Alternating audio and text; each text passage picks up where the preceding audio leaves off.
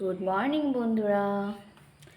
তো এখন সকাল সকাল আমি সবজি কাটতে বসে পড়েছি। এই দেখো, ঠান্ডার সিজন মানে বেগুনের ভর্তা খাও, বেগুনের বড়া খাও। এখন হচ্ছে বেগুন খেতে মানে মজাটা বেশি লাগবে। আর যারা বেগুন পছন্দ করো তাদের তো কোনো কথাই নেই। আমার এতটা ভালো লাগে না, বেগুনটা আমি এতটা পছন্দ করি না। তরকারিতে বেগুন দিলে আমি তো সেটা খাবোই না। তো যাই হোক, বেগুনের বড়া, বেগুনি এগুলোই আমার ভালো লাগে, এইসবই খাই।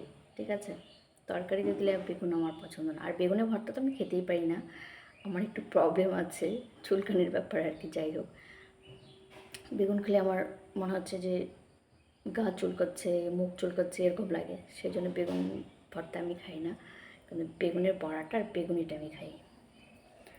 আর আরেকটা জিনিস দেখাচ্ছি তোমাদের, এই যে আমি তো ভাতের সাথে শশা খাবোই, লাগবেই আমার, খুব আমার ভালো লাগে। ঠিক আছে, ভাতের সাথে শশা খেতে। তো এটা হচ্ছে, আমি শশা আনতে বলেছিলাম আমার বরকে, আমার বর নিয়ে এসেছে। এটাকে কি বলে? এটা কিন্তু শশা বলে না, এটা ক্ষীরা বলে।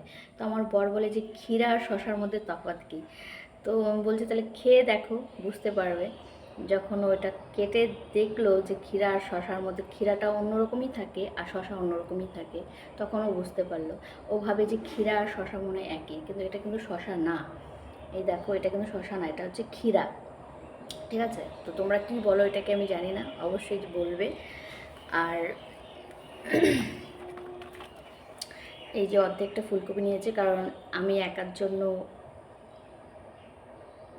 রান্না করব, ফুলকপি দিয়ে মাছ রান্না করব। চলো তোমাদের মাছটা দেখাচ্ছি। মাছটা মাত্র ফ্রিজ থেকে নামালাম, ওটা রান্না করব, দেখাচ্ছি চলো।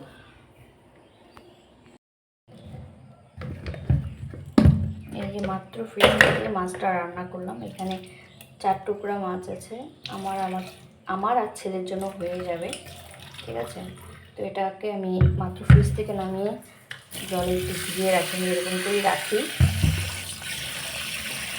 যেহেতু বরফ হয়ে থাকে। তো এটাই আজকে রান্না করব, আলু ফুলকপি দিয়ে মাছ।